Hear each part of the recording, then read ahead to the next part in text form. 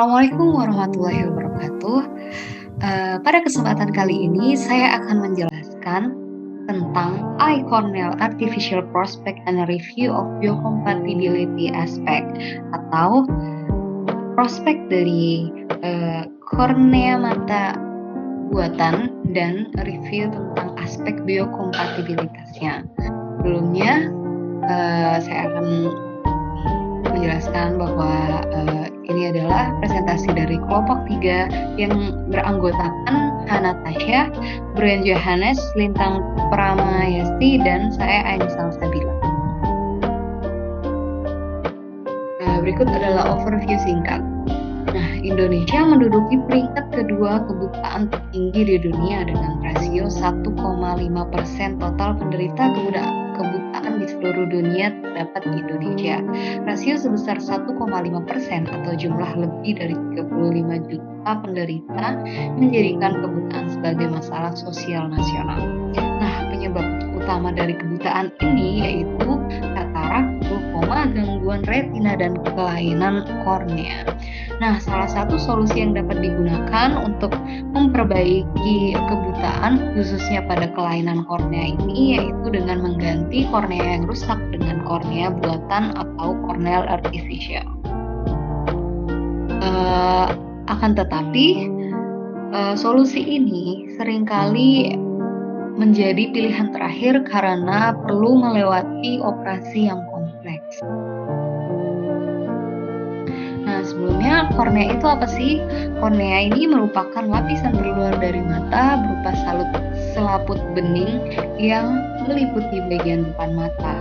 Kornea berperan penting dalam penglihatan. Fungsi utamanya yaitu membiaskan atau membelokkan dan memfokuskan cahaya yang masuk ke mata. Selain itu juga melindungi mata dari partikel asing seperti kuman dan kotoran serta dari paparan sinar UV yang membahayakan mata.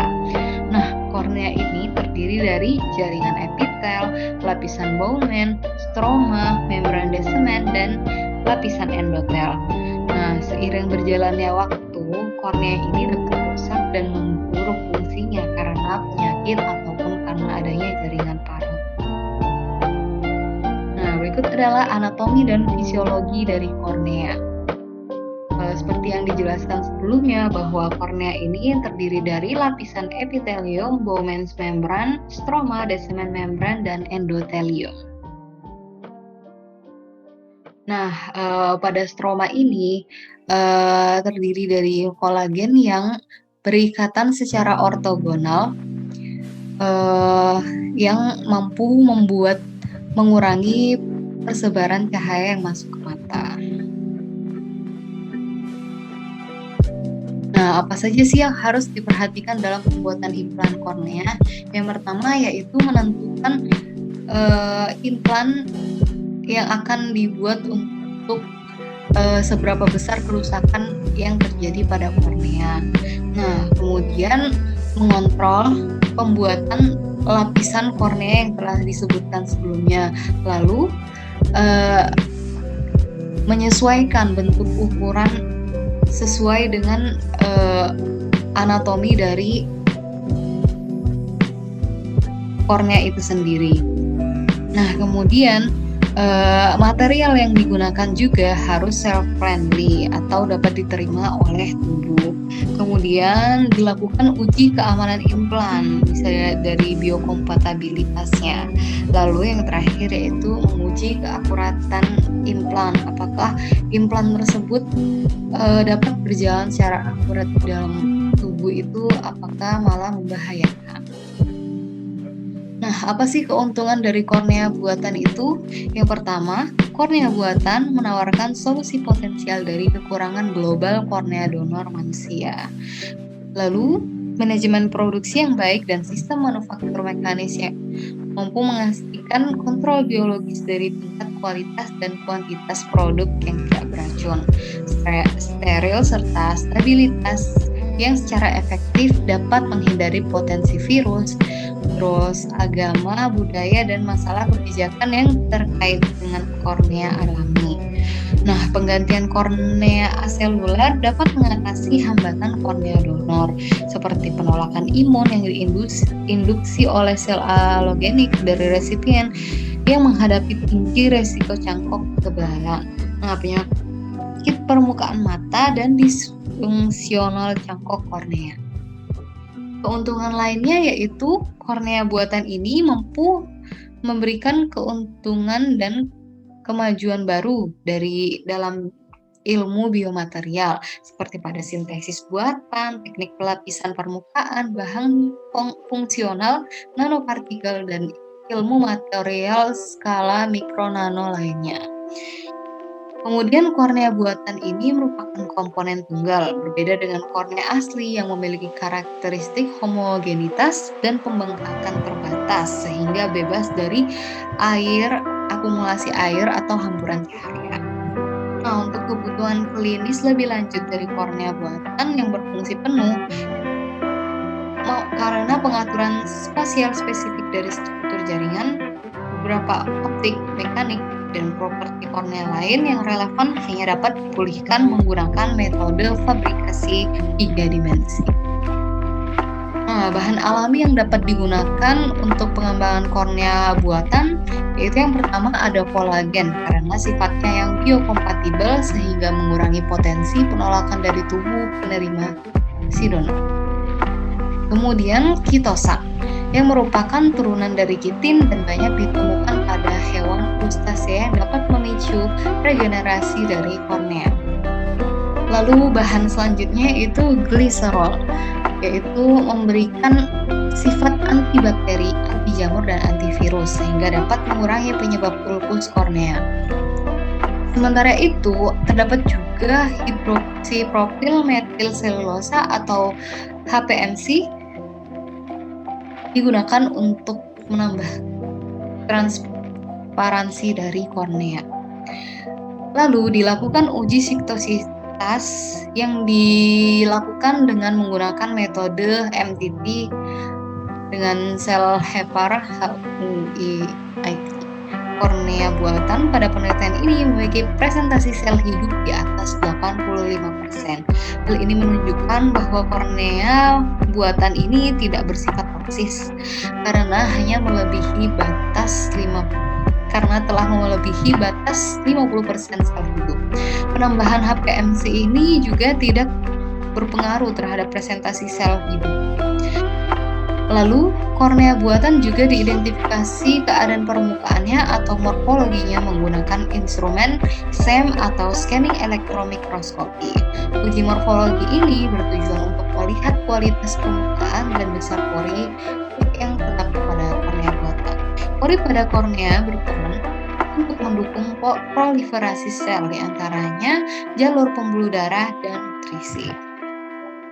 Salah satu penyebab ulkus kornea yaitu bakteri, sehingga kornea buatan harus memiliki sifat antibakteri.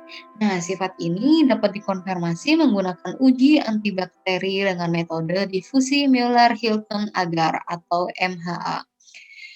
Berdasarkan uji antibakteri, seluruh sampel kornea buatan menunjukkan diameter zona bening di atas 10 mm,